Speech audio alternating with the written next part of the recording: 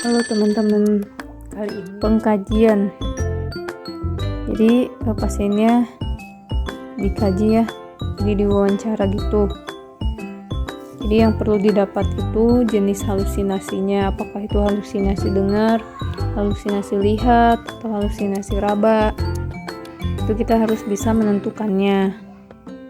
Kemudian isi halusinasinya, kalau halusinasi dengar, suara apa yang dia dengar gitu. Kemudian waktunya, jadi dia kira-kira jam kapan aja nih mendengar suara tersebut. Kemudian frekuensinya berapa lama dia mendengar suara itu.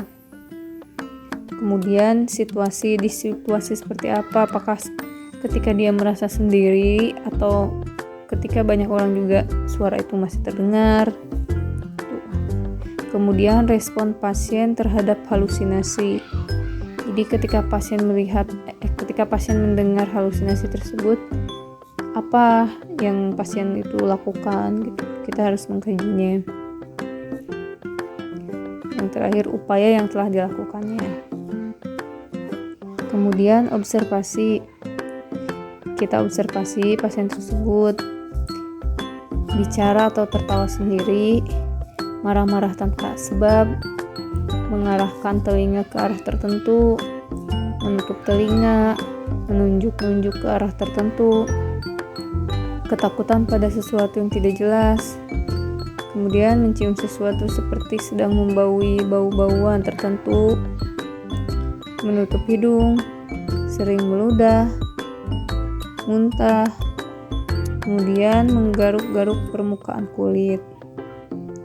Jadi teman-teman, kita harus mengkaji pasien tersebut lebih dalam ya, dengan cara santai. Pengkajian faktor predisposisi dari biologisnya, herediter atau genetika, riwayat penyakit, trauma kepala, dan riwayat penggunaan nafza.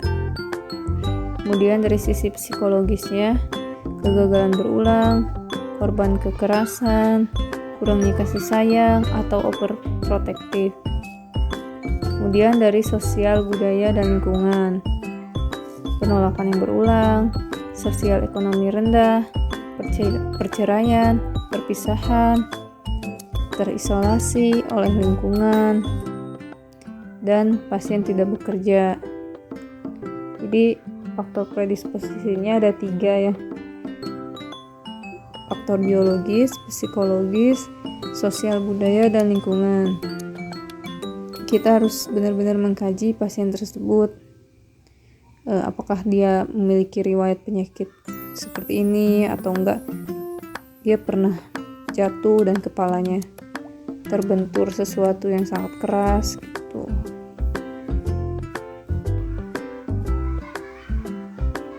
Kemudian faktor presipitasi, riwayat penyakit infeksi, penyakit kronis, atau kelainan struktur otak. Kemudian kekerasan dalam keluarga, kegagalan dalam hidup, kemiskinan, adanya aturan atau tuntutan di keluarga atau masyarakat yang sering tidak sesuai dengan pasien, ataupun bisa dari konflik antar masyarakat. Jadi ini presipitasinya, kita harus benar-benar mengetahui pasien tersebut. Kita harus benar-benar mengkaji pasien tersebut lebih dalam. Mungkin saja kegagalan dalam hubungan dengan orang lain gitu, sehingga menyebabkan pasien itu jadi sering menyendiri. Ketika menyendiri itu kemudian halusinasi datang gitu. Atau mungkin dia sering dipukuli atau kekerasan dalam keluarganya gitu. Atau bisa jadi karena dia punya kelainan yang tertentu, apalagi yang berhubungan dengan otak ya.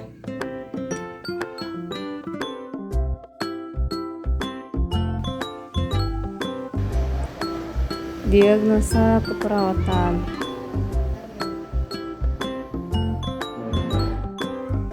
Tindakan keperawatan pada pasien. SP1, bina hubungan saling percaya. Identifikasi halusinasi, isi, frekuensi, situasi, waktu, perasaan, dan respon. Kemudian latih mengontrol halusinasi dengan cara menghardik.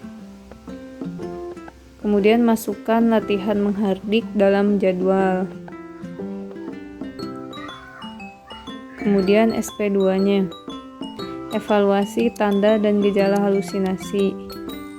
Validasi kemampuan pasien melakukan latihan menghardik dan berikan pujian.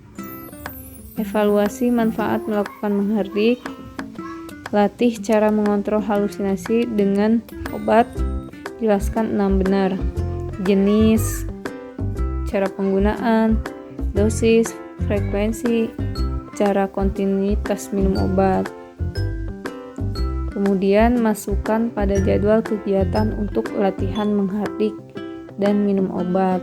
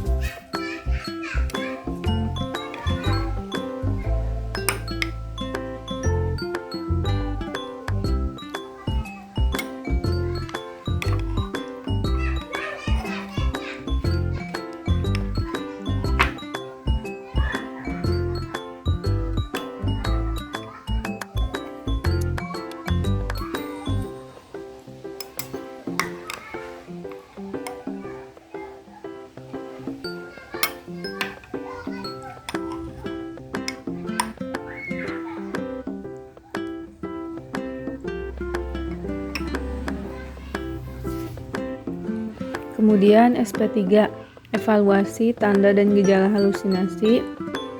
Validasi kemampuan pasien melakukan latihan menghardik dan jadwal minum obat serta berikan pujian. Kemudian evaluasi manfaat melakukan menghardik dan minum obat sesuai jadwal. Latih cara mengontrol halusinasi dengan bercakap-cakap saat terjadi halusinasi. Kemudian masukkan pada jadwal kegiatan untuk latihan menghardik, minum obat, dan bercakap-cakap. SP4, evaluasi tanda dan gejala halusinasi. Validasi kemampuan pasien melakukan latihan menghardik, minum obat sesuai jadwal, dan bercakap-cakap dengan orang lain. Kemudian terakhir berikan pujiannya. Evaluasi manfaat melakukan menghardik, minum obat sesuai jadwal, dan bercakap-cakap dengan orang lain. Kemudian latih cara mengontrol halusinasi dengan melakukan kegiatan harian, mulai 2 kegiatan. Dan masukkan pada jadwal kegiatan untuk latihan menghardik, minum obat, bercakap-cakap, dan kegiatan harian.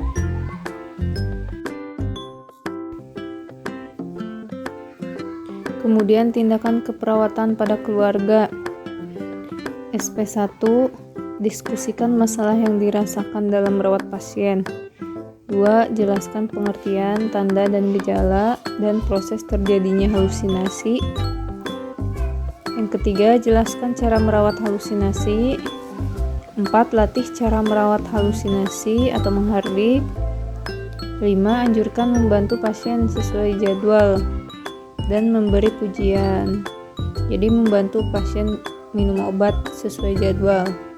Kemudian yang terakhir beri pujian seperti kata-kata, hebat ya, pinter minum obatnya gitu, atau apapun itu. Kemudian SP2-nya, yang pertama evaluasi kegiatan keluarga dalam merawat atau melatih pasien menghardik. Kemudian beri pujian. Yang kedua, jelaskan 6 benar cara memberikan obat. Yang ketiga, latih cara memberikan atau membimbing pasien minum obat. Kemudian 4, anjurkan membantu pasien sesuai jadwal dan memberi pujian. Maksudnya anjurkan minum obat sesuai jadwal dan terakhirnya berikan pujian. SP3, pertama, evaluasi kegiatan keluarga dalam merawat atau melatih pasien menghardik dan memberikan obat. Kemudian beri pujian. 2. Jelaskan cara bercakap-cakap dan melakukan kegiatan untuk mengontrol halusinasi. 3. Latih dan sediakan waktu bercakap-cakap dengan pasien terutama saat halusinasi. 4. Anjurkan membantu pasien sesuai jadwal dan memberi pujian. Maksudnya membantu pasien memberikan obat sesuai jadwal. Kemudian SP4, 1. Evaluasi kegiatan keluarga dalam merawat atau melatih pasien menghardik, memberikan obat dan bercakap-cakap, kemudian beri pujian. Yang kedua, jelaskan follow up ke puskesmas, tanda kambuh dan rujukan. Kemudian yang terakhir, anjurkan membantu pasien sesuai jadwal untuk memberikan obatnya, serta yang berikan pujian pada pasien tersebut. Mungkin cukup sekian ya part 2-nya. Semoga informasi dari video ini bermanfaat untuk kita semua.